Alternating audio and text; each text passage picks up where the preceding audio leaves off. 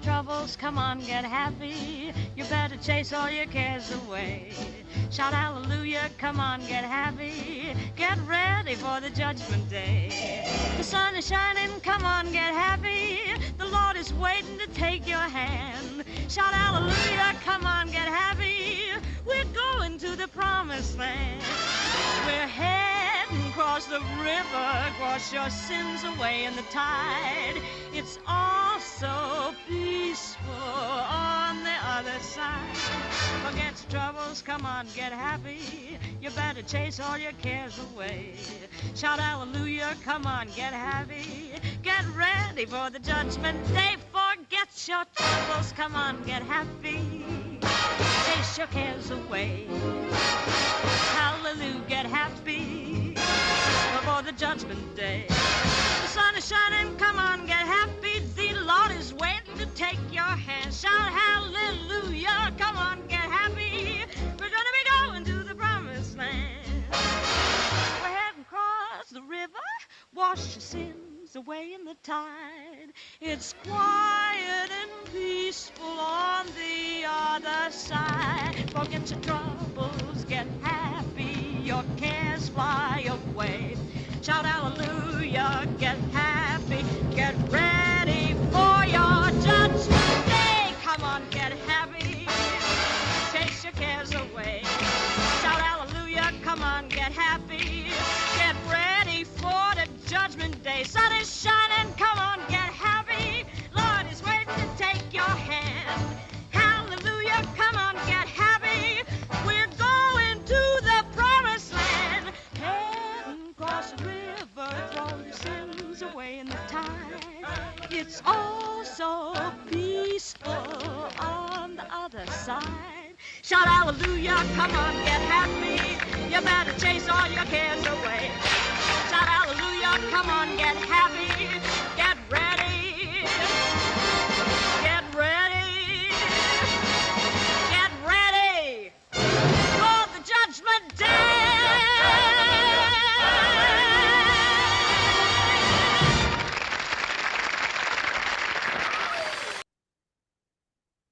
Hello, everyone. Juxtaposition. Here's our Wednesday Zoom Star Chamber class. And tonight we're featuring the legendary, iconic Judy Garland, who has 2 stars on the Hollywood Boulevard. 2, count them 2. She has a star for music as a recording artist, and she also has a star for motion pictures.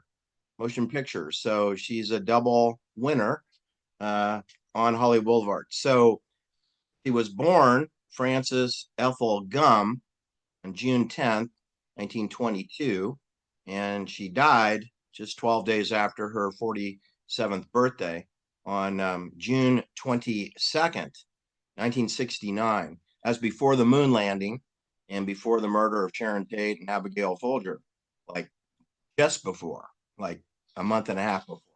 All right, I want to welcome all my guests tonight. We have Jennifer Small with us, and we have Carrie Z, and we have Josh from the Urban Odyssey channel. Welcome, everyone, to tonight's show. Thanks, glad to be here. So we have a lot of material to cover, and Judy Garland has many fables associated with her. And she's worked with the who's who of Hollywood back when Hollywood is Tinseltown and full of, big motion picture stars. And she let's go through her background. She came from the Midwest, of course, where many of the people who rise to fame, who fly high, they come from the Midwest, many from Illinois. But in the case of Garland, she came from Minnesota. That's where Jesse the Body Ventura came from. It's where Stupider Peters came from. But before them, long before them, Judy Garland, Frances Ethel Gumm, and her 2 older sisters. She's the youngest of 3 daughters. She was named after her father and her mother, Frances Ethel Gumm. So her father's name was Frances. And she began performing at age 2 with her 2 older sisters as part of a vaudevillian act, which their parents named the Gumm sisters. And they did that in Minnesota. And then let's see what else happens next. Grand Rapids, Minnesota, we could be specific. So her parents had met in Wisconsin, but settled in Grand Rapids, Minnesota, where they operated a movie theater, you see. And so in between showing motion pictures, they can present their daughters and other acts on the stage of the movie theater. That's why it all was happening. Her parents are of Irish, English, and Scottish descent, ancestry. Judy, or as we say, Frances, was referred to as Baby. Her parents and sisters called her Baby because she was the youngest of 3. Anyway, they all like to sing and dance, and so all the girls did. And then her father left Minnesota under somewhat mysterious circumstances. Don't really know what the motivation was, especially when you consider that their family moved to Lancaster in 1926, in June 1926. This is before the Great Depression reset, remember? Before America went on a steroid binge to build military bases and hydroelectric dams and bridges like the Golden Gate Bridge and the San Francisco Oakland Bay Bridge and the Hoover Dam and the Tennessee Valley Authority. Before that, the Gumm family moved to Lancaster, where there isn't a damn thing going on over there. They hadn't even built Edwards Air Force Base yet. That gets built in about 7 years. Okay, so Judy Garland is only 4 years old when she appears in the desert. And just to give you some geography lesson here, the closest town, in my opinion, I mean, there may be a smaller town than Lancaster, but I don't know what it is. The closest comparable town is Santa Clarita, which at that time in 1926 was really small. Not much going on in Santa Clarita except farming and mining. They were doing some mining over there. But so I don't really have an answer to why her family moved to basically a desert town with no Air Force base, no Army Air Base. There was one coming, but not yet. And the rumor is that her father was a homosexual, but that doesn't really make sense why you'd move to the desert in California because you're a homosexual. But anyway, that's what it says in Wikipedia, so that's probably not correct. Anyway, Frank or Francis, he bought and operated a movie theater in Lancaster, where he then repeated the process of featuring the Gumm sisters, or his 3 daughters, performed on stage there in Lancaster. To what audience sizes, I have no idea. I would think there's very few people be watching this act, just because there's no one that lives in the town. But they're not that far away from Burbank, California, Studio City, Hollywood, right? They're not that far away. They're about 45 minutes to, they're under an hour. They're under an hour from Hollywood. So it turns out that in about 18 months of being in the vacant town of Lancaster, the Gumm sisters were enrolled in a dance school run by Ethel Meglin, who ran a dance troupe for children and ran an annual Christmas show and a review called The Big Review. And I guess through her connections there, somebody saw her and thought maybe we should refer you to a scout for Metro-Goldwyn-Mayer.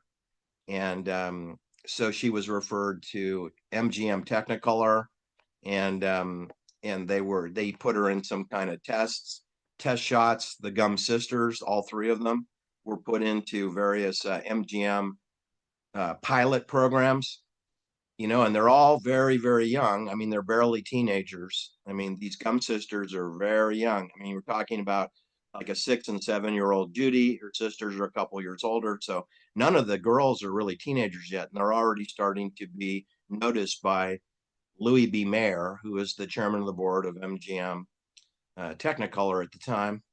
So I don't know, what happened, but things happened fairly rapidly, and Judy was cast into was really her most iconic role as Dorothy Gale in The Wizard of Oz, which is a spectacular film.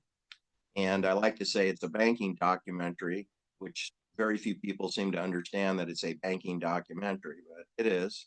And that's not overtly stated, but everything in there is, if you've ever audited a bank, you understand it's about banking, because every rock you overturn in a bank, you swear you're on a sound stage with Judy Garland in The Wizard of Oz. Wizard of Oz was produced in 1939. So, Judy Garland was born in 1922. So do the math on that. She'd be 16 years old when she was cast. And then she had her 17th birthday while filming The Wizard of Oz.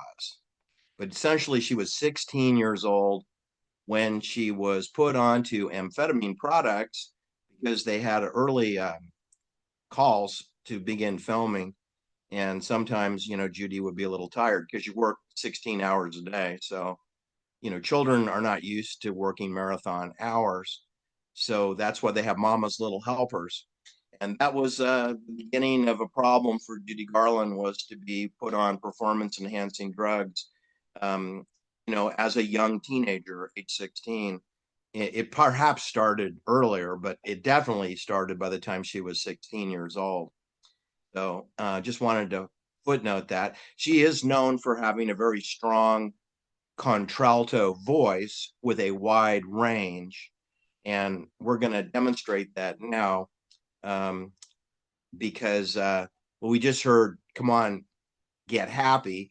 You can see this is a mature Judy Garland, but we're going to feature 3 more songs of Judy Garland as we go along. But essentially, they didn't want to stay with her birth name, so she went from Frances Ethel Gumm, and she became Judy Garland. All right, and after The Wizard of Oz, it was full throttle, and she did many films after that. She did A Star Is Born, Judgment at Nuremberg. she did Easter Parade, Summer Stock, Meet Me in St. Louis. She was asked to sing Over the Rainbow ad nauseum everywhere. That song was a hit.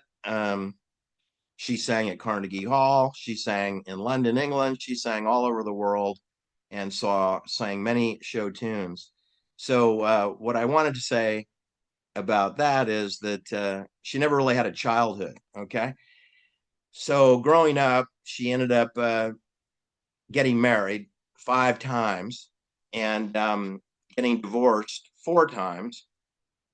Probably would have got divorced the 5th time. The problem is she died. So there was no divorce on that number 5.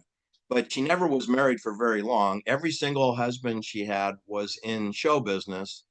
They were either an actor, a producer, or director, or in a case of the 5th husband, who goes by Mickey Deans. That's not his name. His name is Michael Vinco Jr. He was an actor. He was a piano player. He performed in club singing and playing the piano. But when she met him, he was a manager of a club in Manhattan, New York. So, in other words, he's a jack of all trades and the master of none. He never succeeded in show business. So, his greatest success, of course, was convincing Judy Garland to marry him. They dated for 18 months or so, and they got married on March 15th, 1969, and then within 90 days she was dead. She didn't make her fourth month anniversary because she died rather quickly, but she was on her slow descent, and that's going to be illustrated in our next clip of music, where we're going to show Judy Garland's last appearance on The Tonight Show with Johnny Carson for NBC, The Tonight Show with Freddie DeCordova as executive producer. She appeared on that show on December 17th, 1968. 187 days later, she'd be dead. So I wanted you to see, they put a chair out for her on the main stage area so she could sit and sing. That was kind of an indication that she's not, at full strength. She's 46 years old on her last appearance. At Christmas time, Christmas is coming. Christmas is in the next week. We're going to have Christmas, and she's going to sing a song. And she's 46 years old and she needs a chair to sit on. So go ahead, Josh, cue up the Johnny Carson Tonight Show for everyone to see her perform just 2 songs on her appearance. Ladies and gentlemen, what can you say? The great Judy Garland.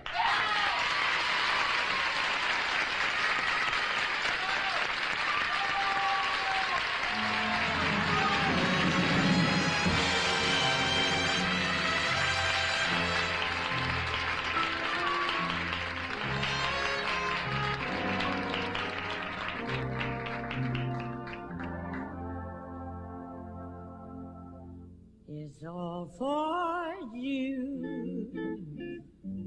I live just for your sake. With every move I make, breath I take, rule I break. Each day I live, each thing I do. It's all for you, all for you.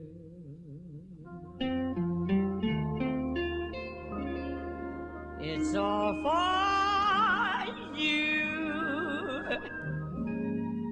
Let not a day go by when I don't reach the sky. Try to fly, touch the sky. Someday I will, and when I do, it's all for you, all for you. There's no one else my heart adores, and no one else's heart for me but yours. When life is through, when all my days are done, by every star above, it's you I love.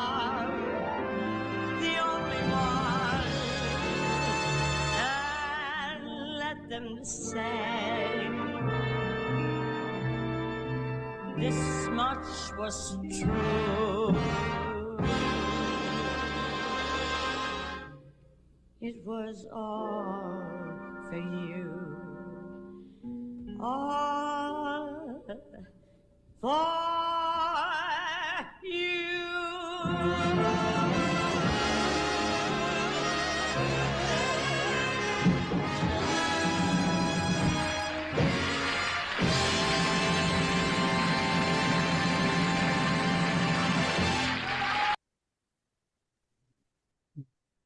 Okay, Josh, let's fast forward to her last song at the end of her appearance with Johnny Carson. And she sings a little Christmas melody song that's poignant and melancholy. Okay. You want to do something from us right here, sitting here? Understanding? Is this a new one also? Yeah. Somebody said the first thing you did tonight was a new song, right? Yes. Which was a lovely song. And you said this is new here. I will give you this. I think that is on, is it not? Yeah. And do it here and be comfortable. I'm waiting for somebody to blow back when you do that something. All righty. All righty, Doctor? Yes.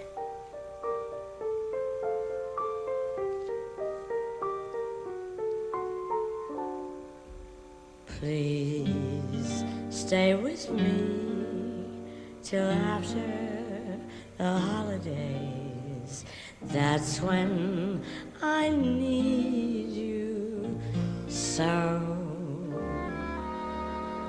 Just say you wait till after the holidays, then I can let you go.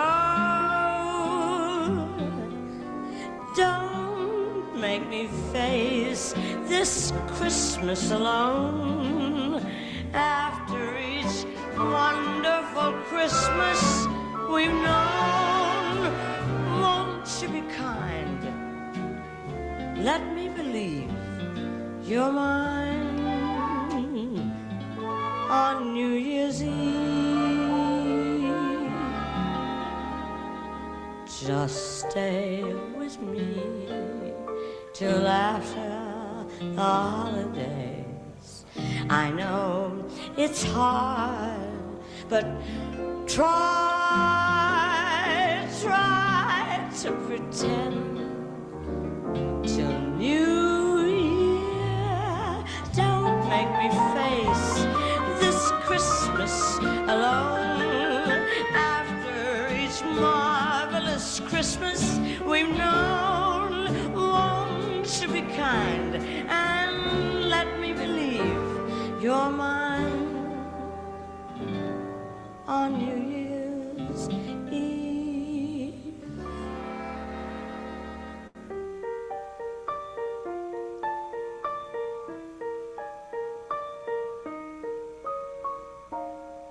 Just stay with me till after the holidays.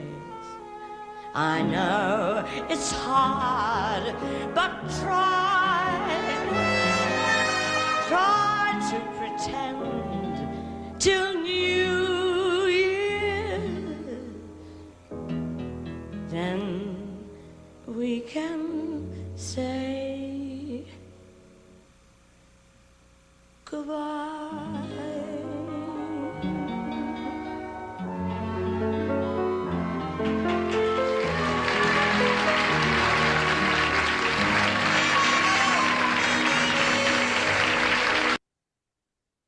Okay. Well, let's just go around the room to all of the Star Chamber members and get your impressions so far. Let's start with you, Jennifer. Then we'll go to Carrie, then Josh. So, Jennifer, what are your thoughts so far? Well, emotionally, I'm a wreck from listening to those songs. So, excuse me while I pull myself together for a second. In that, the first of the two songs on Johnny Carson, for me, the thing that got me is when she extended her arms to the audience and said, "It was all for you." I mean, it's clear she was saying, everything I did was for you, the audience. It's supposed to be a love song for a man, or a lover or whoever, but she's really saying, no, I did it all for you, the audience. And that's quite moving. And she said both of these songs were done by written by an artist named John Meyer, something like that. And why haven't we heard these songs before? They're like masterpieces. They're brilliant. I mean, so what a way for her to go out, just showcasing a new artist that is incredible. There's a level of sophistication of these songs that is way beyond, say, the Trolley song, which I love, and all the other great showbiz. I love those songs, but this is just very sophisticated, adult, mature, multi-layered music. And then the last song is just goodbye, like it's the end. I mean, these are both songs of closure and endings. And so my thought was maybe she knew that she didn't have much time left. But on the other hand, she was about to get married, so she must have thought she had some time left. And anyway, this is a Judy Garland I haven't seen before, and I've been a long time fan, but I've never seen this kind of expression from this kind of music. So you're always learning new things about people. And this was one. It was good pick. Well, thanks. Carrie, what are your thoughts? It sounded better the second time I heard it. My mom, I recall her, these performances, would always say, "Oh, she's drunk," and now she sounds kind of jazzy to me, which, they kind of go hand in hand. Um, but yeah, it's really tragic, and I understand it now a lot better. Yeah. Okay. Any other thoughts, Carrie, on that so far? I mean, we're going to get into some more Well, details she about, just got very trashed by the media, yeah, paparazzi, um, family were pulled away from her, and her I understand it employers, now. the Yeah. people that hired her. I don't think they treated her appropriately. They seem to steamroll all their talent. Well, they got She's not lives the only to one. go against her too, saying things Yeah. like, "Sorry, I missed your wedding. I'll be at the next one," and that sort of thing. Yeah. Yeah. Full spectrum. Yeah. Very difficult. She had some nervous breakdowns, which you would expect, because they just kept working her. She's just like a plow horse. They just like she needed a couple years off, and she didn't get it. And she didn't get any. I don't think she had any weeks off either. So Well, anyway, what she do you think? carried the family, I guess. Yeah, what do you say, Josh? I know this is before you were Well, born, but one thing caught still, well, you had mentioned that the city that they moved to when she was young was very not set up yet, and that right? that had it would be set up in the very near future. And then Yes, the Wikipedia thing about her father, a thing I've heard in multiple different cases is like what will happen is they will find parents who they can, blackmail into selling or get like, you've got talent, you're sitting on a gold mine here. And if we were to find out some incriminating evidence, or, maybe back in those days, if the father was homosexual, you know, right, you don't want that to get out. So, your kid can come and work with us. And then this is just from there, like you said, a tragedy because they do. It is slavery, it is mental slavery on pretty much, like you said, every domain, mental, physical, spiritual, all the domains. It's just tragic, especially if it's things that you see today still going on just this more insidious scale because people idolize it. People don't know this layer. Like they don't understand that these stars they are talented, but they don't understand that the life that it's like, oh, I want that to be me. They don't know all of the stuff that goes on behind the scenes. They don't know about the abuse. They don't hear the screaming. They don't hear the crying. They just see the beauty, and right. that's what this brings to mind. Yeah, you make some good points because I've been trying to get my head around why the Gum family of five people, three daughters, would move from Grand Rapids, Minnesota, out to like nothing's going on. It's a dust bowl, Lancaster. Now, see, today, it's still a dust bowl today. It still is, except hotel. I mean, last time I was checking, like before the COVID hoax broke out, I stayed in Lancaster on my way back to Victorville and 29 Palms to the Joshua Tree National Park. And this is 9.5 hour drive from where I live, and I wanted to karate chop it. I did like 6 hours, and I'm like, I can't drive anymore. I'm going to crash. I just need to. And I checked into a pretty nice hotel that didn't really exist more than 10 years ago. And they were like $375 a night. Are you crazy? We're in the middle of nowhere. I was thinking it's $375. And they, well, you can go to the Motel 6, where it's a crack house. So yeah, I went to the crack house like $65, because I was only going to be sleeping for 5 or 6 hours. Then I'm going to go drive 3 hours to the east, further into the desert. But anyway, you should know the reason that it's 375 per night. It's a nice hotel, but everything's a dump out. As soon as you leave the parking lot, like, you're in danger. It Okay. Because they have a ghetto there now.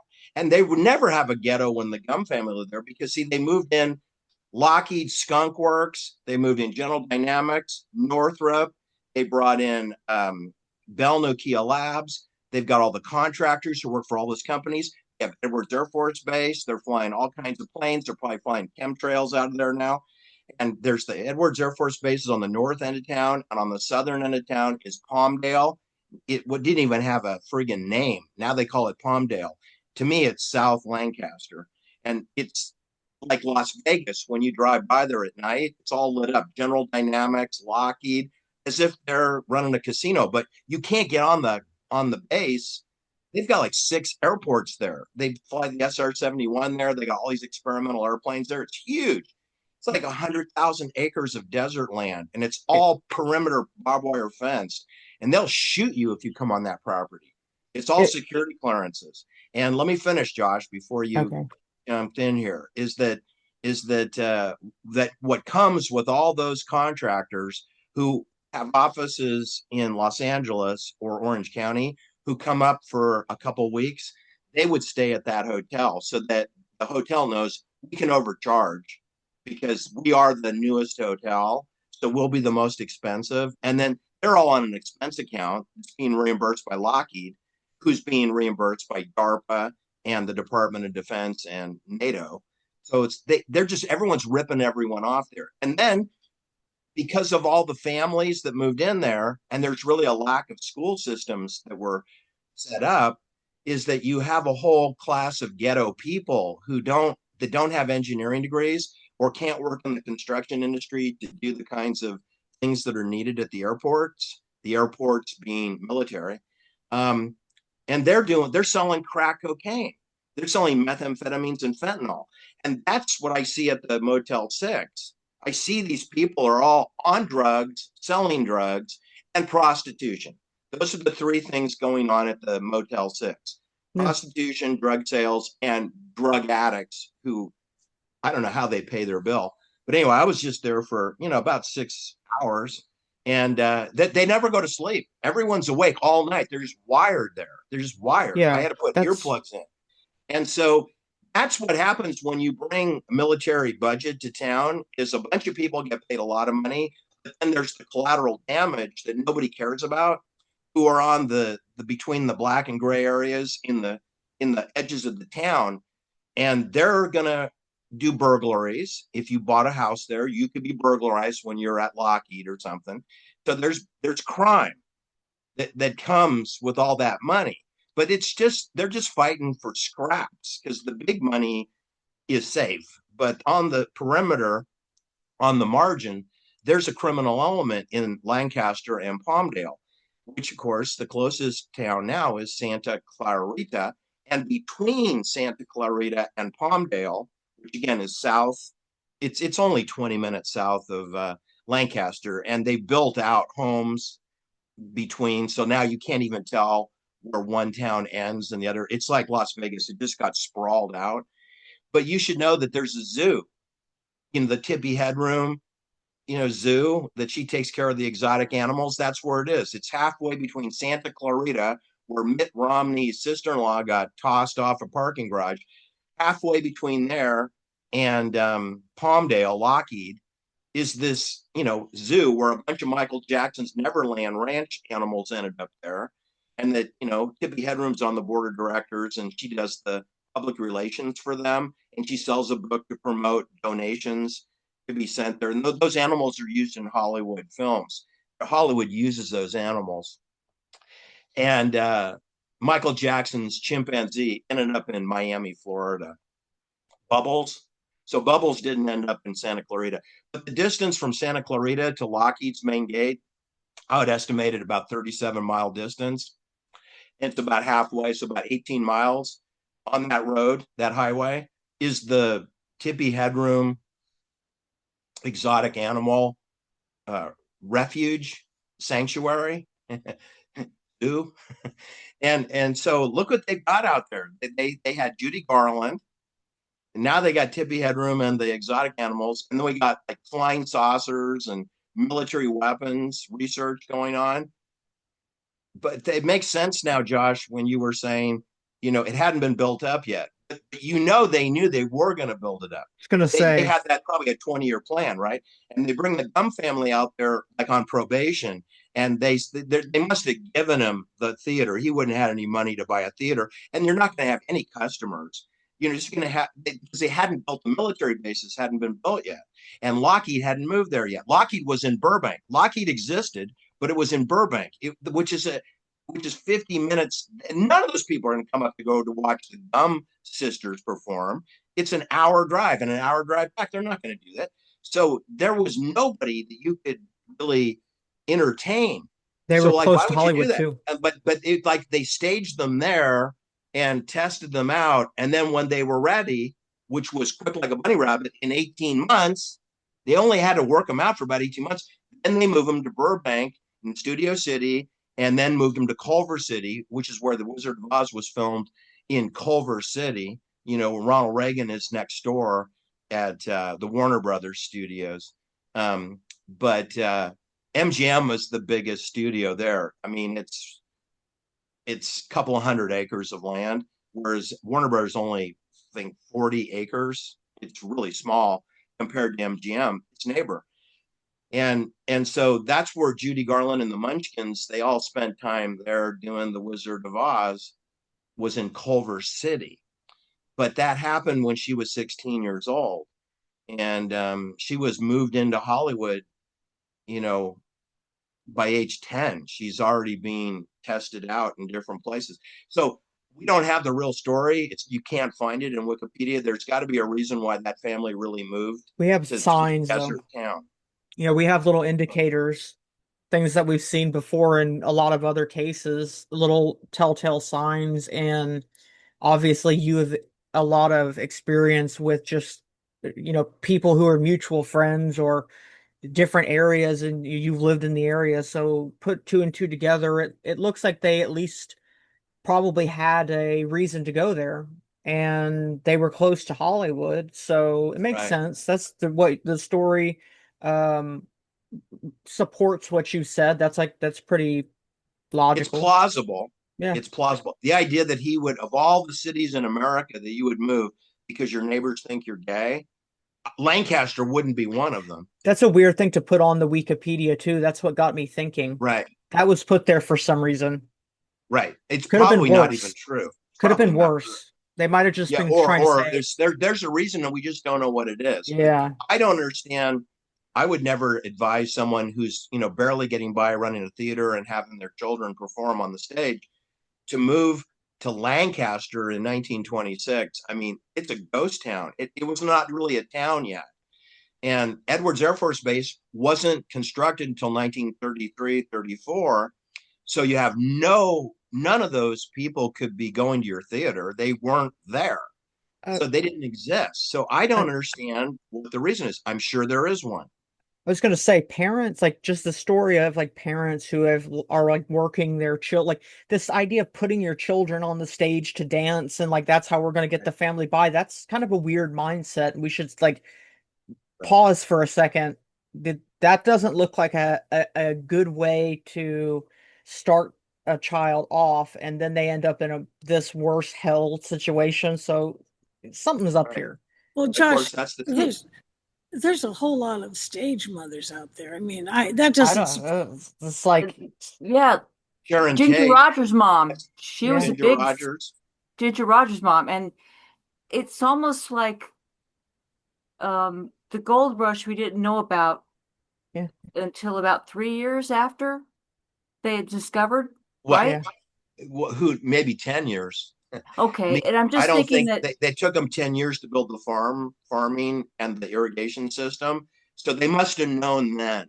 Why would you go and develop 40,000 acres of land for farming to grow rice if there was no reason to do that? Like, because you know you have 1 million people are going to come here, but they're not here now. So who's going to pay to develop a rice field and the irrigation and the flood control to raise cattle and chickens? Like, why do we even need any cattle or chickens? I don't have any refrigerators. I can't slaughter them and then send them to Boston. They'll be rotten by the time they get to Chicago. I can't. You'd have to move the animals closer to the big cities. We're as far away as you can be in Sacramento, California, which they called New Helvetia, New Switzerland.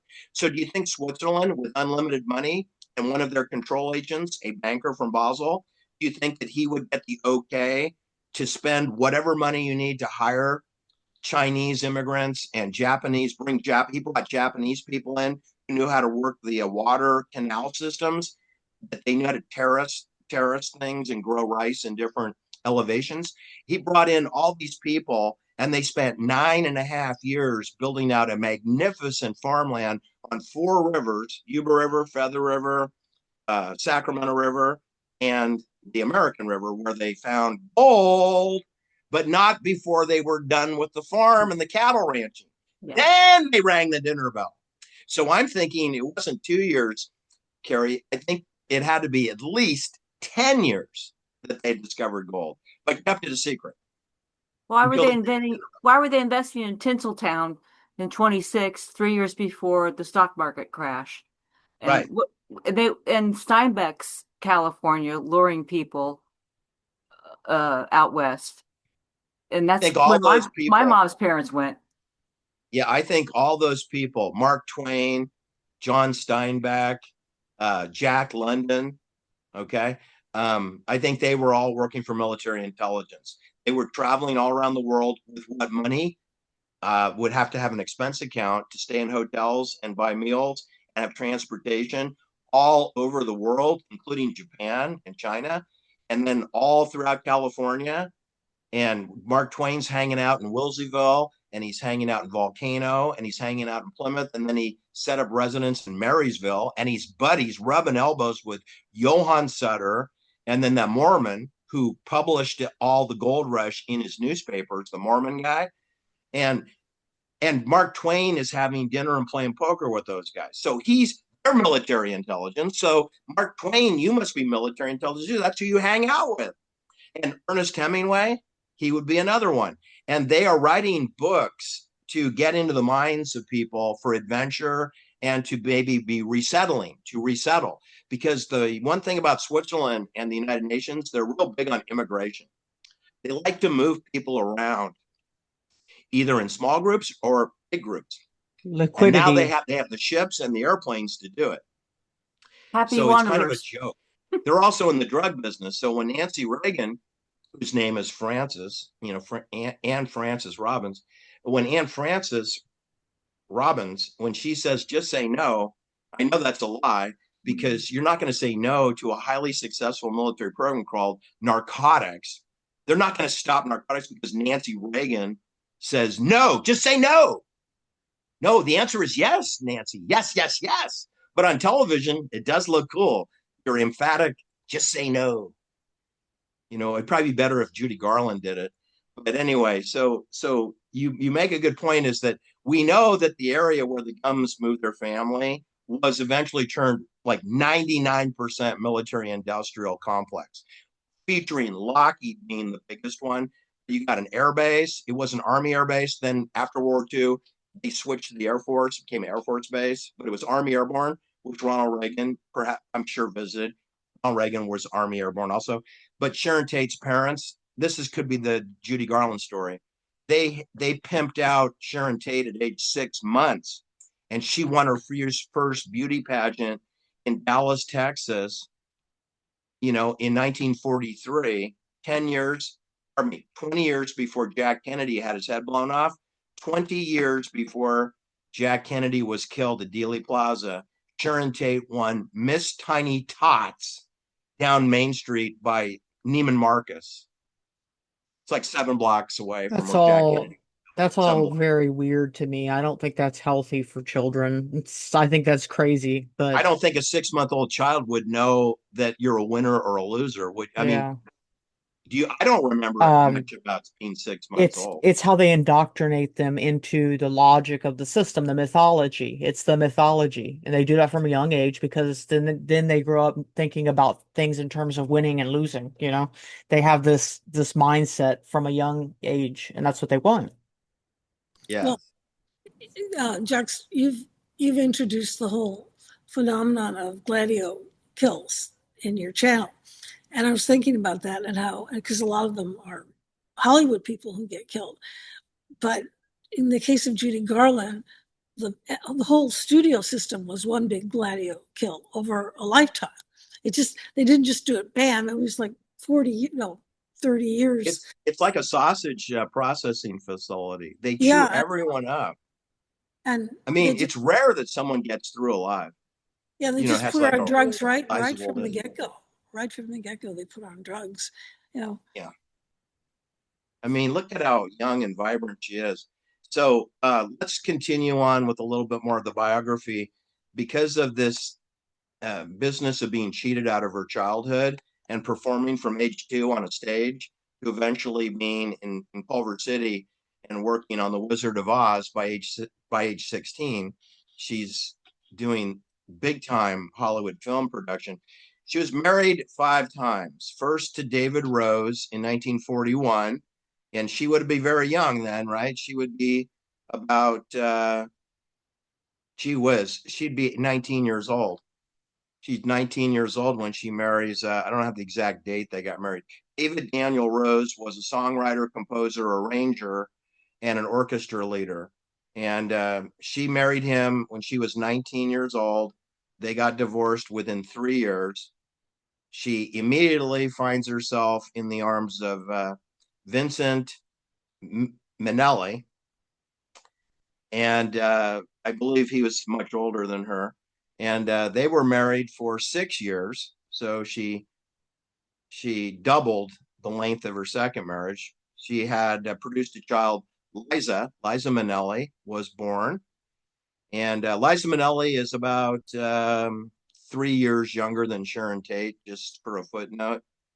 So Sharon Tate was born 1943 in January, and 1946 would be when Liza Minnelli was born, would be in 1946. Anyway, she divorces Vincent Minnelli in 1951, and quick like a bunny rabbit, she finds herself in Michael Sidney Luff's arms. He's a producer for Hollywood and a so-called businessman, and he marries Judy Garland, and they're married for approximately 13 years. I said 13 years, 13 years. They've been married 13 years. So they get divorced. Meanwhile, she has a boyfriend. She's apparently hooked up with Mickey Deans, who's bringing her amphetamine drugs, and she meets him in New York. So while she's married to Mark Huron, who again is a producer, well, pardon me, Mark Huron is a actor. Yeah, he's the fourth. I'm losing track here. Okay, so you got Vincent Minnelli. He is, of course, known for being a stage director and film director and has a 50-year career. And then after him, we have this Sidney Luft, who is the producer and businessman.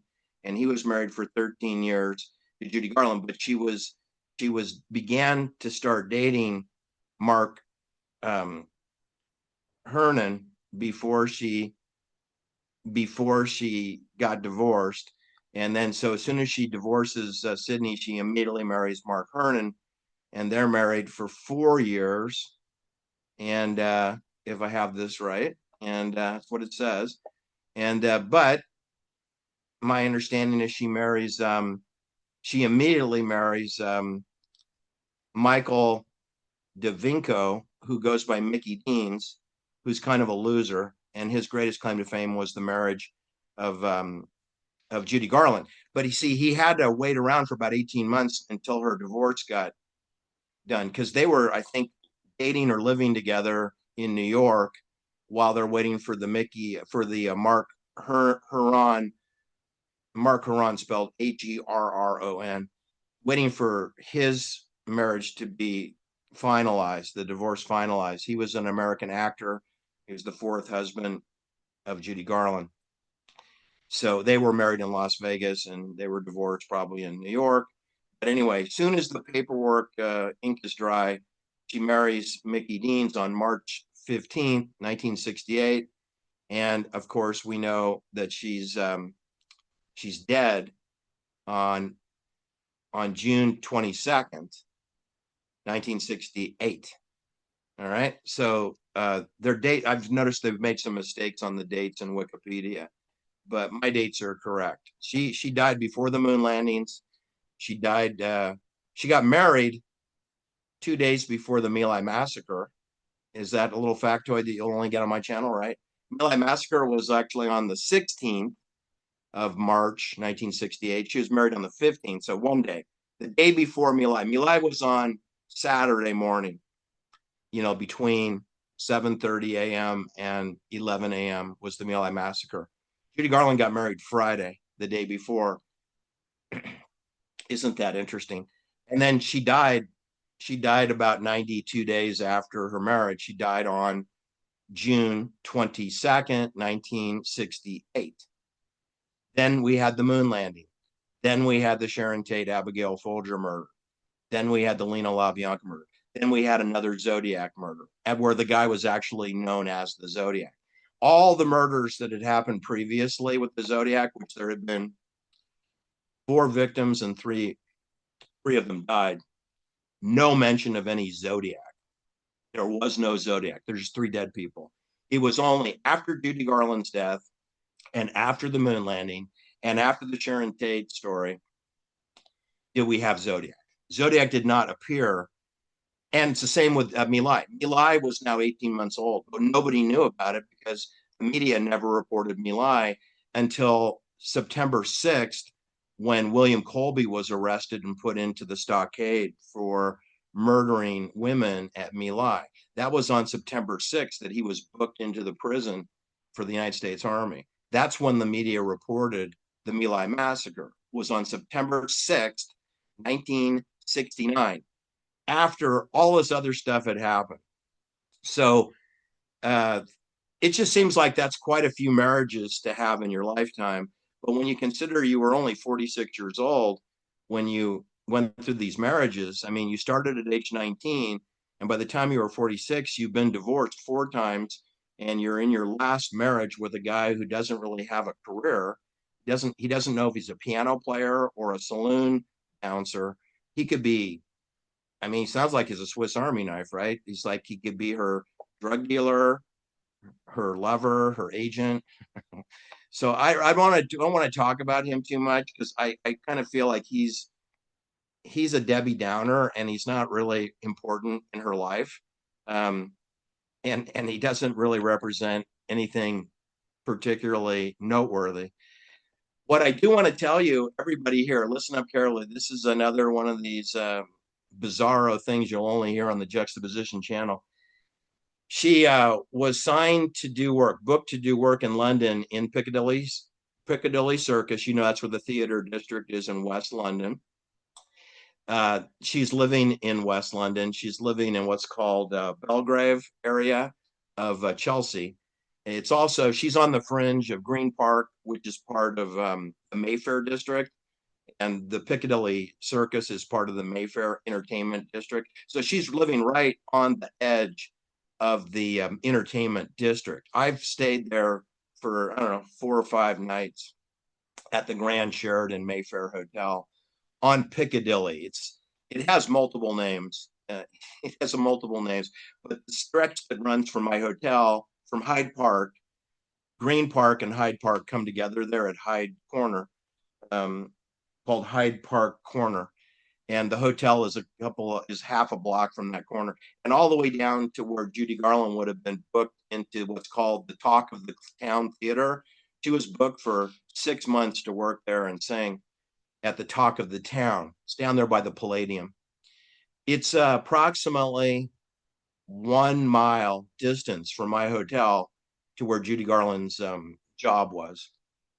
From her house to my hotel is 2 blocks, and would add like another 1/3 of a mile. So she's 1.3 miles away from where she would work. Now, she was having some problems and she canceled shows during 1969. She canceled a number of shows. So there was talk about, is she really fit to perform? But you should know the neighborhood where she was put in this little very modest home. Now, bear in mind, it's just temporary housing for her. It's an excellent neighborhood. But the house is kind of dumpy. It's an apartment. It's kind of dumpy. But the neighborhood is very upscale and very expensive. Number 4, Cadogan Lane in Chelsea. But like I said, it's in the Belgrave district, which is where the Duke Wellington has a arc and a statue of himself and has a Plaza Park. That's half a block from where Judy Garland was living with Mickey, if I guess we call him Mickey, her new husband. You know who her other neighbor was? Vivian Leigh. Remember Vivian Leigh from Scarlett O'Hara? Scarlett O'Hara from Gone with the Wind. She lives 1 block away from where Judy Garland died. Vivian Leigh, whose real name is Vivian Mary Oliver Hartley. Vivian Mary Hartley is Scarlett O'Hara, who is very iconic. You know, Vivian Leigh was 7 years older than Judy Garland. And, you know, she did Gone with the Wind around the same time that Judy Garland was playing Dorothy Gale in The Wizard of Oz. But remember, Dorothy is only 16 years old and Vivian Leigh is 23 years old when she's portraying Scarlett O'Hara and married to, what was his name? Wellesley. And, but she's in love with Rhett Butler, who's a weapons dealer, weapons gun runner. You know, in case you didn't know, he sells weapons to the Union Army. He's a traitor, and he sells weapons to the Confederacy also. He sells both sides. Ashley Wilkes. Yes, Ashley Wilkes. Okay, so Vivian Leigh, she's never married. She's juggling the two men, but she marries Ashley. No, she never married him. Oh no, you're right. Ashley was married. He's married, but she's pining for him, but he's married. Right, I got you. So she goes through 2 husbands before she gets to Rhett Butler. That's why I have you on the show to fact check me, Jennifer. Well, I read the book 3 times, so. Okay. Well, my point is that her other neighbor is Brian Epstein, who's the agent for the Beatles. And I just want to emphasize everyone on the channel here, this neighborhood where they've ensconced Judy Garland, Brian Epstein lives less than 2 blocks away. He's at 24 Chapel Street. I mean, we could walk in a couple minutes, all of us, 4 of us. All right. And he's in a nicer building. He's actually a nicer building. And Vivian Leigh, she's 1.5 blocks away in a slightly different direction. She's like a little bit to the northeast, but it'd be 3 minutes to get to Vivian Leigh's house too. Okay. And then what you have to know is that if you were daring and walk, there's the park is there, Green Park. And if you walk in Buckingham Palace, if you want to watch the changing of the guard, we could walk from Judy Garland's house to watch the changing of the guards. That would probably take us, because we have to go in the park entrance, go across a bridge over a little lake and go over there. I don't know, 15, 20-minute walk, 15, but we're walking, you know, and it would be a good walk. It's all in the park, trees and beautiful flowers and ducks. So you'd have Buckingham Palace, changing the guards. Then if you keep going past the palace, then you're at the EMI studios for the Beatles. And if you go 2 blocks from where George Martin works there, then you're at Jane Asher's house and her parents live there, the parents and her, and then they have a psychiatric office in the basement. That's 2 blocks from EMI, which is the military recording contract for many bands, but the Beatles being the most famous. And Brian Epstein, he's working with the Moody Blues. You know, he has over a dozen bands he's representing, because once they sign a contract with EMI, they're saying, hey, pal, you don't need to come to meetings anymore. We got it, right? Because he's not in the studio recording the music. George Martin's saying, the fewer people here, the easier it is for me to do my job. So why don't you go with the Moody Blues and do some concert tours, and we'll just send you your check, okay? Because we'll take it from here. He's not really involved with the recording of any music with the Beatles. He was introducing them to Decca. They didn't get a contract with Decca, so then he went to EMI and he got a contract. And so they took care of the Pete Best problem, not him. Pete Best was handled really by EMI people. And the deal was they just moved Pete Best to a different band. They didn't fire him. They just moved him to a different band that, you know, which is probably a blessing, to tell you the truth. It's a blessing for Pete Best. So That's the neighborhood that Judy Garland died in. This neighborhood. All those places are walking distance, as is the Playboy Club, where Roman Polanski and Sharon Tate had their fake wedding reception. That's 3 blocks from Judy Garland. Okay. And the Royal Air Force Club is adjacent in the building adjacent to it's right on the Hyde Park corner. It's called Park Avenue and Piccadilly. It's on that corner. That's 2 blocks from Judy Garland, is the officer club for the Royal Air Force. And then my hotel is there. And then if you go 1 block behind my hotel, you're at Cass Elliott's murder scene. And then across the street from her is the Dorchester Hotel, where Peter Sellers had a deadly heart attack. And John Lennon and Yoko Ono signed a performance agreement with Alan Klein of New Jersey, Atlantic City, not Atlantic City, but Newark, New Jersey, I think. Anyway, they signed a contract with him in that hotel. Peter Sellers essentially died in the hotel. They took him to the hospital and they pronounced him dead at the hospital, but I think he died at the hotel. That's 4 blocks from Judy Garland. So you don't need a car. You could walk to all these places. Where Jimi Hendrix died, we probably need to drive. He's a mile and he's 1.2 miles away. Jimi Hendrix. He's on the backside of Hyde Park. And Hyde Park's a really big park. You could walk. Of course you could walk to Jimi Hendrix. You could. But, you know, with all the places we have to go, we got to go see the Roberto Calfi murder scene. We need to see, you know, that woman presenter where she died. We probably should use a Uber or something, because there's so many murder scenes we'd have to go to. We get tired after a while.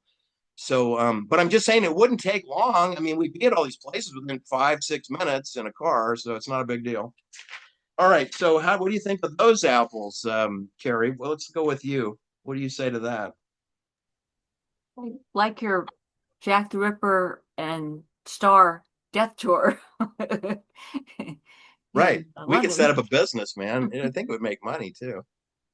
Should be successful. But yeah, there's a lot of people get killed in this neighborhood, which is, I just want to emphasize, extraordinarily expensive. Okay. So I was in this neighborhood in 2001, in just before 9/11. I was in this neighborhood in August 2001. And I couldn't believe the prices. Okay. So to get the buffet breakfast at the Grand Sheraton Mayfair Hotel, it's $40, not including, you know, gratuity, $40. Now that was in 2001. So today it's got to be like $150 for breakfast. Now it's got like 150, and I got comped on the room. So, and I was in that like a closet, and I'll bet that little closet, but that's $1,000 a night for that closet. It was really nice. But in terms of space, I mean, I've seen women's closets that are bigger than my room. So I'm going to say it's got to be like the cheapest room in that hotel that I stayed in. It was really nice, but it was like for a munchkin, which I am not. I'm 6'2". So I really need a little more space. And, but I can't afford it. It's like crazy expensive in that town. So the idea that there's all these homicide murders going on, I'm like, normally you think of like the ghetto has all these killings, which they do, but it's usually, you know, the uncle kills the nephew or vice versa, right? It's too much drinking and we're on drugs and we kill each other, like you might find in Lancaster over at the Motel 6. Completely plausible that happens. But this is different. These are people who have butlers and chauffeurs who are famous, and they get killed before their 50th birthday. And it's like rampant. I mean, I got Vivian Lee. She's 53. So, okay, she's the exception. 53. She's dead at number 54. She's 54 Eaton Square. Brian Epstein is 32 years old. He's dead at number 24 Chapel Street. And he is killed 1 year before Judy Garland is. And then Judy Garland goes down in 1969 on June 22nd, basically a year after Brian Epstein goes down. So those are 3 people who live within 3 blocks of each other who die within 1 year. Vivian Lee goes first. 30 days later, Brian Epstein goes down. 1 year later, Judy Garland goes down.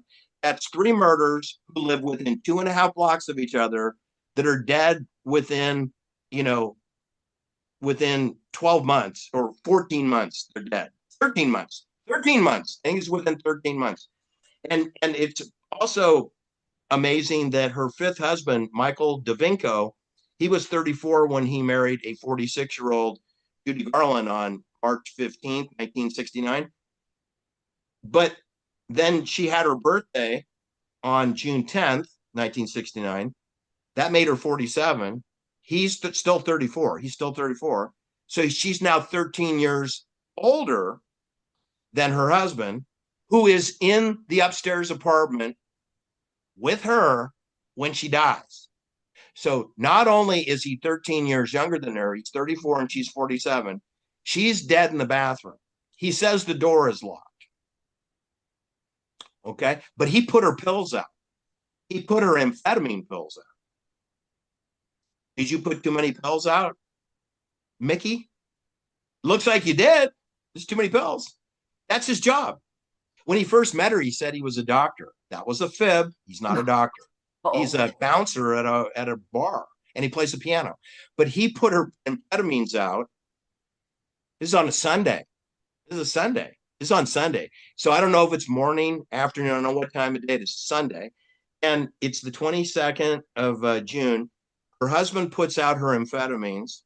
She takes her pills, goes into the bathroom to vomit, I guess, and is found dead in the bathroom after her husband becomes concerned, after some time elapses. And he is not interviewed or given a polygraph exam or anything like that. Sounds like the Diane Linklater, I was baking cookies with her at 9, and all of a sudden she just jumped off the balcony. I couldn't stop her. It's a lot like that story. So does Mickey or Michael Davinko, does he look like a suspect in her death? Yeah, he does. Yeah. He absolutely does. Yeah. And they've been married for 90 days, and now she's dead. And then Liza Minnelli and there's another sister. They were shared the limousine with him when they flew Judy Garland's body to Manhattan, New York for her funeral service. And on the limo ride, Mickey, her husband, her widower, he tells the limo driver, pull over at X bookstore. I got a meeting there. And then, he goes, I'll just be a few minutes. Don't worry. And he goes in there. And so the girls are waiting in the car. Liza Minnelli and her younger sister, they're meeting like, we have to go to mom's funeral. What's going on? Not yet. I'm not ready yet. And then they go and he's working with a publishing agent to sell the biography for Judy Garland. And they went, this is not the time to be doing a book deal. So needless to say, the daughters of Judy Garland are not sanguine about this crazy man, Michael Davinko from New Jersey.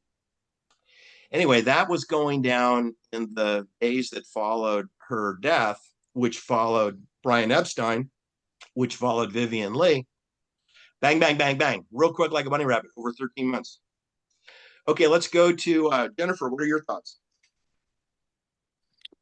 Oh, well, I'm glad you looked at the pill situation with the last husband. I read about that in one of your articles that you had linked. And I do you consider this, do you think Judy Garland was murdered? Is that your suspicion, or do you think, I mean, I don't know. Okay. But I realize she's not well. She's not well. Yeah. And the medical examiner was very ambiguous. Medical examiner, just like Aaron Valente, like Betsy Arakawa. Remember, words have meanings and meanings matter. Josh is an expert on that. Let's Josh, can we pull up her death certificate or report of death? I've got the autopsy one. Because they use this word incautious, self-induced medication, incautious, which means heedless. But you see, I don't think the medical examiner can possibly know if she was cavalier when she took her pills. For all we know, her husband could have crammed them down her throat or mixed them in a bottle of bourbon and fed her some gin or bourbon or something. I don't know that the medical examiner can deduce what was going on in her brain when she was popping pills. Okay, there's Well, two parts to it. Page down for the typed final report, and you'll see the language that is used in cause of death right there. If you could read that, Josh, that'd be Yeah, great. let me get this out of the way real quick. There we go. Okay, cause of death says, let's see, barbiturate poisoning, quinal barbitone, incautious overdose, accidental. Right. I don't think you could know that. I mean, they said Aaron Valente had a manic episode. How do you know that? They said Betsy Arcao had died of rodent droppings. How do you know that? well, wait a second. What an overdose by definition is incautious. Why would you say it's an incautious overdose? If Well, you because overdose, if I want to murder you and I put 40 Well, pills down you, that's not incautious. hold up. That's well, murder. well, no, I mean, if why not just say she overdose Right. overdose? That means that you weren't Yeah. cautious, right? So why Well, say we cautious? don't And know. It's just he's assuming facts that are really not in evidence, right? It means heedless. It means careless, But heedless, you're right? right. I mean, Jennifer's like, that makes sense. Yes. All overdoses are it's careless. redundant. It's Why would redundant. they use this word, Jennifer? This word. Have you ever even seen this word used before? No, but me think they doth protest too much. I mean, this is they're going overboard to make it sound like, well, she really messed up. If you overdose, you're not being cautious. So there's no need to say incautious overdose, especially if he's some British guy. The Brits are supposed to be famous for their command of language. So, but Redundant. yes, but I just wanted to say, Jax, you pointed out all the murders in the neighborhood. So if if you want to make the case that this is suspicious or possibly a murder, the fact that it was in this neighborhood where there have been a lot of kills, that would point toward a murder possibility.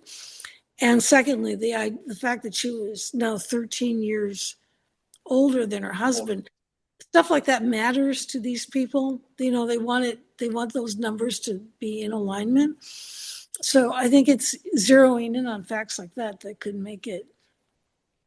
I mean, they killed her 12 days after her birthday, so they were probably ready to go. They're thinking, any day we can go. She's 47 now, so put her down. She's going to go to 47. And it took them 12 days to make this happen. And then it And worked out. She's 13 years older than her husband, widow. yeah, so I think you've made a good case that this All right. probably was a foul play. But because she was so frail, it's easy to Yeah, believe that she did just sure. her body just gave out. Um, if you expand the circle from 3 blocks, out to a mile and a half, the body count will go up dramatically. Now you're going to add, Brian, you're going to add, pardon me, Keith Moon of The Who. You're going to Mm. add Cass Elliot, Jimi Hendrix. And then if you go a little further, you're going to add Amy Winehouse. She's over by Regent's Park, which is where the second Paul McCartney was living, or the first Paul McCartney. It's not really clear. On St. John Wood, he was on the west side of Regency Park, which was a military ammunition place before they converted it to a park. Brian Epstein worked there. He was a guard at the ammo munitions dump was in Interesting. Regency Park. And then Interesting. Amy Winehouse lives on the east side of that park. And if you go past Amy, then you're going to be not far, be a mile and a half from the City of London Corporation for the banking is not far from Amy Winehouse. And it's also the distance from Judy Garland to the Jack the Ripper murders, which occurred basically at Canary Wharf at the banking district at the Tower Bridge, where Sir Thomas More was beheaded and Thomas Cromwell was beheaded at the Tower Bridge, the Tower of London. The Tower of London distance to Judy Garland is at 4.5 miles. It's 4.5 miles, and you don't need to use a bridge. You can just follow the Thames River. You just follow the Thames River; it will take you right to the Tower Bridge. And from Amy Winehouse, the distance will be shorter because was a little bit north and further east than Judy Garland. So I would say it's probably 2 mile distance for Amy Winehouse to the Jack the Ripper murders. But I mean, Jack the Ripper murder, that's five. That's five. And then if you add our, BBC news presenter that we did the video on, I don't know, a couple months ago, that's another one. And then it turns out there's like 36 women who were strangulated and thrown into the River Thames or had their hands chopped off and thrown into the River Thames or a park near the river, the embankment, at the embankment. All kinds of women discarded at the embankment so that they would be found, minus whatever was cut off them. There's about 36 murders that happened in the 1900s. Like Jack the Ripper, you're going back to 1890 or something. But if you just start with 1900 to today, you'll find dozens of women that are killed in London, in this general area of Chelsea and Hammerstein. I've never heard of this. You're talking about dozens of women with their hands chopped up and well, I think in that case, there's maybe a dozen women with their hands chopped off, and then there's 24 that were strangulated, or some were decapitated, heads chopped off. That's horrifying. Like butchers. And so what I wanted to tell you is when you think of Jack the Ripper, you think of it's a one-off thing and it was 5 women. It's not. They have like 10 Jack the Rippers. Yeah. I mean, because it's not the same time period. It's like every 10 years they get a Jack the Ripper, like continuously. Were these women prostitutes? No, not all of them. One was a school teacher coming back from work and got abducted. And by the way, most of the murders occurred within 1 to 2 blocks of a police station. So one wonders if it was a policeman who was committing the murders. Makes sense because it's pretty daring to do it in front of a police station. Hey, it's okay, I got it. I'm at work. Don't worry. It actually makes perfect sense because the Jack the Ripper case was definitely so. There's no question because they wrote on the wall a spelling Juwes, Jewess, and that's a Freemasonic term in the storyline. And so there's no question. And the majority of police, especially in those time periods, but still today, are Freemasons. And so they're covering up their own crimes or their buddies,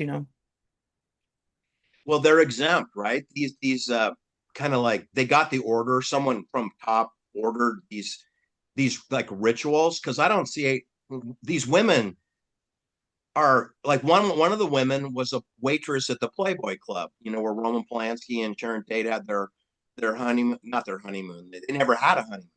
Their reception. She was a waitress there, and she got murdered.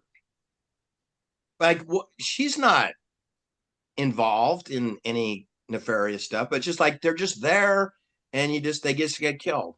And it's definitely frightening for people reading the newspaper to read about this the next morning, that a body is found, and it's typically a defenseless woman. And I mean, overwhelmingly, it's a woman. So don't think that the Judy Garland case is a one-off. It's not. There's many that are more disturbing than the Judy Garland case. But the Judy Garland case is disturbing because she's such a big star and singer and talent, and she's only 7 years old, and she just had her birthday, and her husband's with her, and she's locking the door in the bathroom, and I'm not really buying this. This is not really buying the locking the door to keep my new husband out while I die in the bathroom. I think it's worse than murder. Yeah, I don't think that's a true story. It just sounds like she which did one's become worse. incautious in her interviews. Right. She started talking about what she'd seen as a child. And That's she a problem. was under the influence, and she was, disclosing a lot. Was she talking about pedophilia? Was that it? Or child? I'm sure that was part of it, but that movie Under the Rainbow, Carrie Fisher and Chevy Chase, it was about the filming of and what it was like to work with all those munchkins or all those people. The term "over the rainbow" is it is a key term in like the mind control programs. So really, it would just be weird if it's like they're gonna name or they're gonna use this phrase that's like permanently associated with Judy Garland, and it's like this really important thing that pops up in a lot of like programming, people talking about being in the program, similar stories that, like I said earlier, the like the blackmailing the parents, that's the program. And so just I agree, it's like either, what is worse, her having been murdered or her just living the life she lived? And it's like, which one's really worse? Like, I don't know which one's I worse. think she became a problem, and that was her handler, her last Could be. I husband. mean, that's definitely the handler. I would agree. That makes sense. That's the Amy Winehouse story also, because Amy Winehouse was very emaciated when she died, and she had her bodyguard was with her. There were only two people in the house, she and her bodyguard, who didn't check on her for 12 hours, and she's dead in her bed. And look at, here's Judy Garland. She's walking with her new husband, who's 13 years younger than her. And look how emaciated she is, just a lot like Amy Winehouse. And they both die in a similar way, very similar way. Amy Winehouse, Judy Garland, very similar way. And they both have strong contralto, wide ranging voices. This Mhm. is Mickey. And this is Zoom where they chop people's heads off. Anyway, this is the home she died in. It's rather pitiful. It's a pitiful house. It had a little garage door there for one car. And then, see, it's number 4. That door there next to the 4, this is where they were greeting the photographer. This is later. They removed the garage door and boarded it up because empty for many years. I believe it has been completely, remodeled now, but not until 2019. They didn't clean this house up until 2019. It was just kind of a tear down dump. And it was scheduled to be torn down, but I think instead they maintained the structure of it and then remodeled everything. But it looks to be maybe 1,200 to 1,400 square foot. It's a 2-story, upstairs, downstairs. The bedroom's upstairs. She died upstairs. Her husband said he was upstairs when she died. Okay, that's not good. And here's got a new garage door on it. I had another. This is, by the way, it's on a dead end cul-de-sac, Jennifer. Of course, it's not the last apartment. There's like 2 apartments to the right of this, and then there's a home, and then it's a dead end. So if you drove your car in there, you're gonna have. There's a little bit of a parking problem. It's a narrow little lane, and it's called. That's what it's called, a lane, and it's really tight. And so you don't want to be in the way of people pulling their car out of their garage, and there really is no public parking on it. So it's a conundrum. If you were visiting, you couldn't I've really been leave on your those car. before. You couldn't leave your car there for long because one of the neighbors probably gonna ask to tow it. It's hard. So anyway, it's not a very long street. There's probably 8 apartments on the street, 4 on each side, and 1 at the end. So maybe it's 9 or less. I could be wrong. Anyway, just wanted you to see that. But this is what we're talking about here. This is how they pulled off the cover story that, hey, she was going to die anyway. She's in bad shape. And that's all true. That's true. If you just studied her discussion with Johnny Carson, you can tell she's a little foggy, not completely there. But, it's just how the cookie crumbles. This is the apartment where Brian Epstein died in. This is number 24 Chapel Street. This is pretty clean cut. This looks exactly like the Bohemian Club, Josh, in case you didn't know what the Bohemian Clubs look like. Looks like this. Hmm. And this is Vivian Lee. You see her beautiful eyes. This is Scarlett O'Hara. This is Scarlett O'Hara. She's very beautiful. It's another picture of her. It's Vivian Lee. She died allegedly of tuberculosis, and she had bipolar disorder.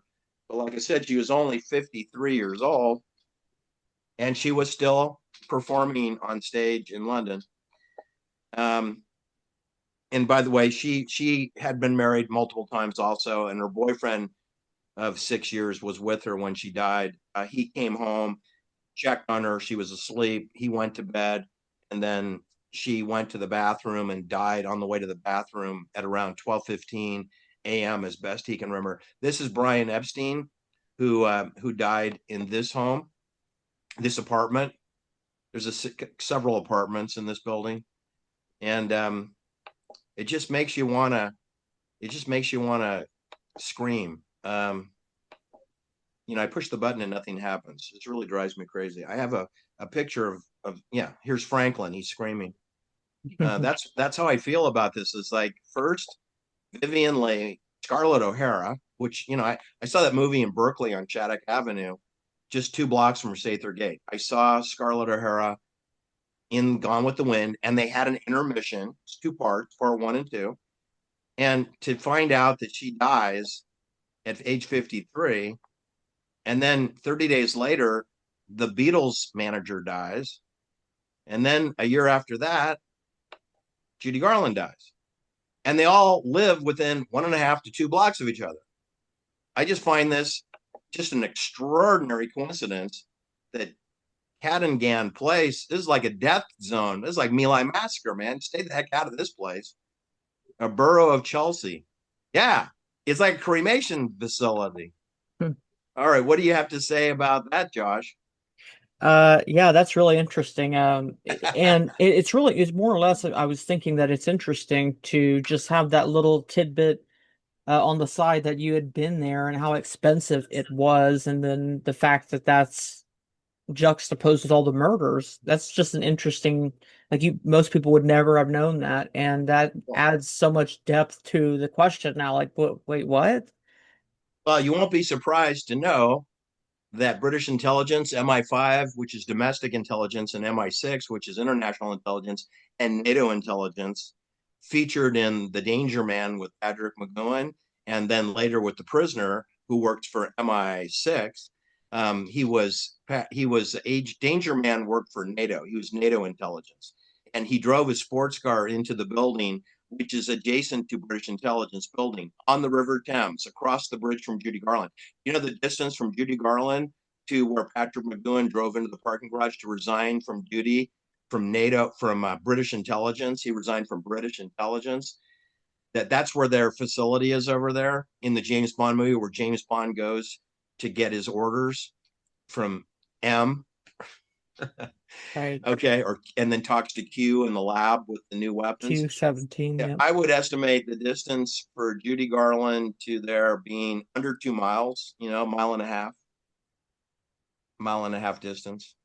Small world. To the international intelligence community for United Nations, British Navy, Royal Navy intelligence. The Royal Air Force Club is just 3 blocks from Judy Garland. So you have Navy intelligence officers are all over that neighborhood. They live in that neighborhood. They work across the river, the Thames River. They work across the river, and NATO does too. And domestic and international intelligence are under 2 miles from Judy Garland's house. So, like, I just told you, Jimi Hendrix got whacked there, Peter Sellers got whacked there, Cass Elliot got whacked there, Keith Moon got whacked there, Brian Epstein got whacked there, Vivian Leigh, Scarlett O'Hara, she gets killed there. And you couldn't have a higher concentration of military intelligence people anywhere in the world than you do in the Mayfair district and the Chelsea district of London. So all I'm saying is all that military force, you're not safe. You're not safe. It's like you'd better be better off living in a ghetto of crack dealers. You have a lower chance of being murdered in a ghetto with prostitutes and crack dealers. That would be safer, less dangerous. That's all I have to say. What do you think, Gary? I liked how you brought up Moody Blues and EMI. Yes. And thought of Denny Lane and how Denny Lane knew everything. He died recently, but he was in the Moody Blues. He was in Billy and the Pepper Pots, so he knew both Pauls, and he probably had a lot to say. He's gone now, unfortunately. It is. All right. So final remarks. I don't have anything else to say about this other than we're going to play the iconic song "Over the Rainbow" to say farewell to Judy Garland, who we all miss. Obviously, she has a huge catalog of work. She has 2 stars on the Hollywood Walk of Fame, and she was just a treasure. And she was very much abused and mismanaged her whole career. So final thoughts, Jennifer, and then we'll go to Josh, and then we'll we'll play this one out. No, I think you've done a really impressive job of showing how you got a confluence of a woman who was very weak anyway, and how she could quite likely have been taken out intentionally. And particularly this neighborhood, it's what I've learned from you over time, juxtaposition, is you need to pay attention to these neighborhoods. It's not a coincidence. I've come to realize that there's something quite intentional going on. So I'd like to go from that sad note to a tribute to Judy Garland, to the great Judy Garland. Okay, Josh, final remarks from you, and then play the Wizard of Oz anthem. Sure, yeah. Really, the only thing I can think of is it is the old proverb that the higher the highs, the greater the fall, or the great things that collapse under their own weight, really is what you see. And that's why greatest of talents and greatest of beauties, those, unfortunately, based on what I've seen, usually do come at some great weight, great price. And still, they're treasures that sometimes they don't get to be understood as much as they deserve. And that's what a lot of people don't see. But with that, let's finish this out. And then just kind of cut the video when the song ends, where she walks off stage. Okay. He has to get past. If you pay attention, she's got some tension going on with Bob Hope, who is a creep. He's very creepy. Okay.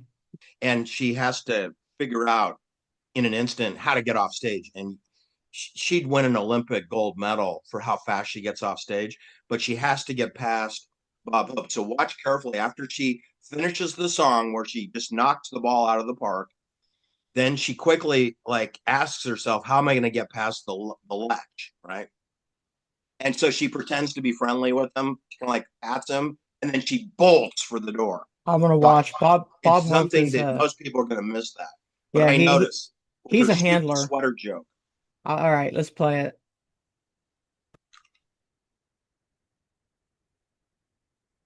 Here's one of your all-time sweethearts, another command performance for that lovely sweater girl, Judy Garland.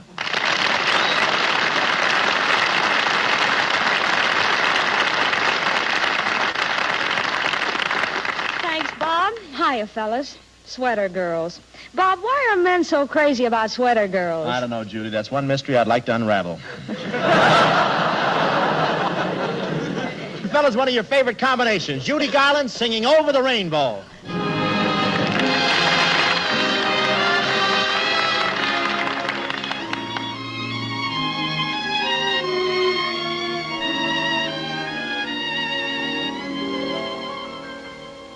Somewhere over the rainbow,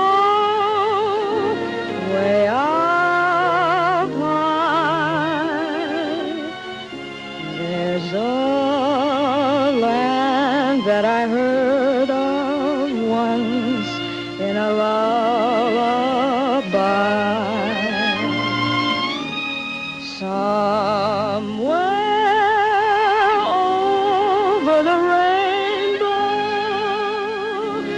skies are blue, and the dreams that you dare to dream really do come true. Someday I'll wish upon a star and wake up where the clouds are far behind me. Troubles melt like lemon drops away above the chimney tops. That's where you'll find me. Somewhere over the rainbow, bluebirds fly. Birds fly over the rainbow. Oh, why can't I?